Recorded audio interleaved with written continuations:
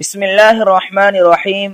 صرف 5 منٹ کا مدرسہ قرآن و حدیث کی روشنی میں 243واں دن 3 رمضان المبارک۔ نمبر 1، اسلامی تاریخ۔ حضرت نوح علیہ السلام۔ اللہ تعالیٰ نے حضرت نوح علیہ السلام کو رسول بنا کر ان کی بت پرست قوم کی ہدایت کے لیے بھیجا۔ 950 سال تک ایمان کی دعوت دیتے رہے۔ چند لوگوں کے علاوہ کسی نے ایمان قبول نہیں کیا۔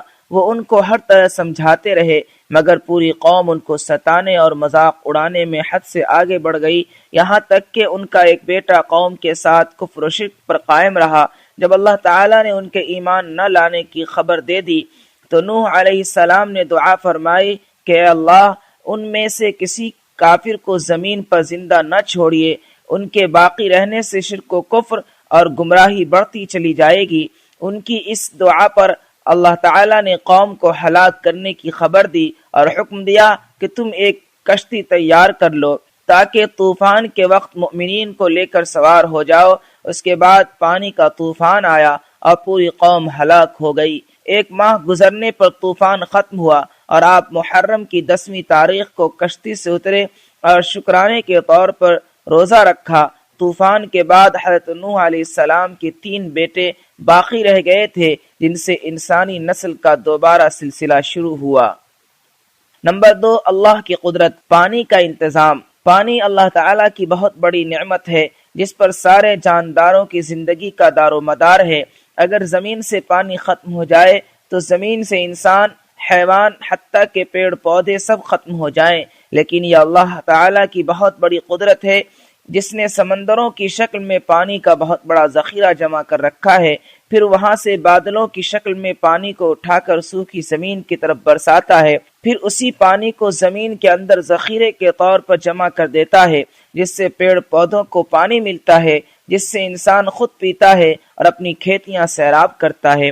اللہ تعالیٰ نے اپنی اس قدرت کو قرآن میں بیان فرمایا ہے کہ ہم ایک اندازے سے آسمان سے پانی برساتے ہیں، پھر اس کو زمین میں روکے رکھتے ہیں اور اس کو لے جانے اور ختم کر دینے پر بھی ہم قادر ہیں۔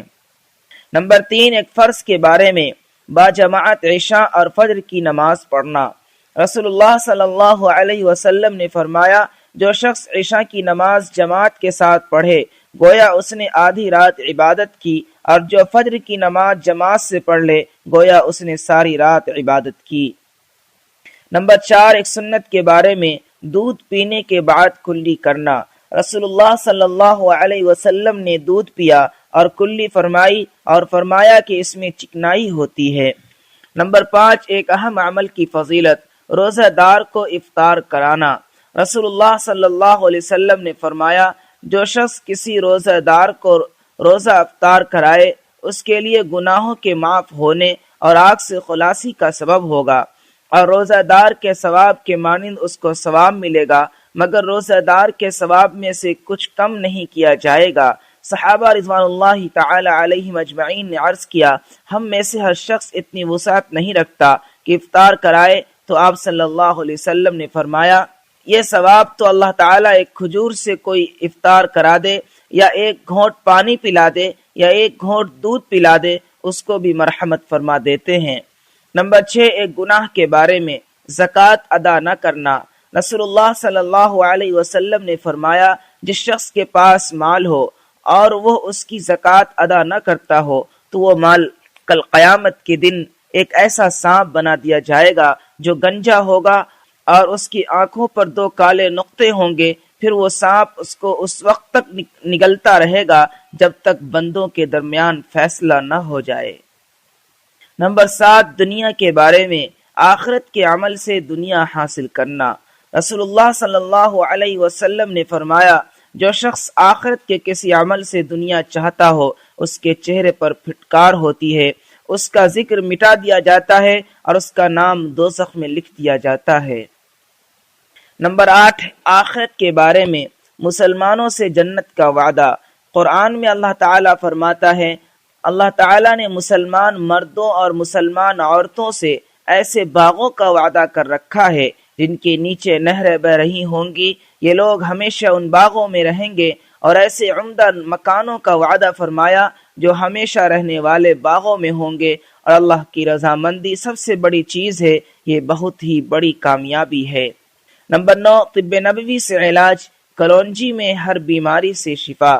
رسول اللہ صلی اللہ علیہ وسلم نے فرمایا، تم اس کلونجی کو استعمال کرو، کیونکہ اس میں موت کے علاوہ ہر بیماری کی شفا موجود ہے۔ فائدہ، علامہ ابن قیم رحمۃ اللہ علیہ فرماتے ہیں، اس کے استعمال سے پیٹ کا گیس ختم ہو جاتا ہے، بلغمی بخار کے لیے نفع بخش ہے۔ اگر اس کو پیس کر شہد کے ساتھ معجون بنا لیا جائے اور گرم پانی کے ساتھ استعمال کر لیا جائے تو گردے اور مثانہ کی پتھری کو گلا کر نکال دیتی ہے۔ نمبر 10، قرآن کی نصیحت۔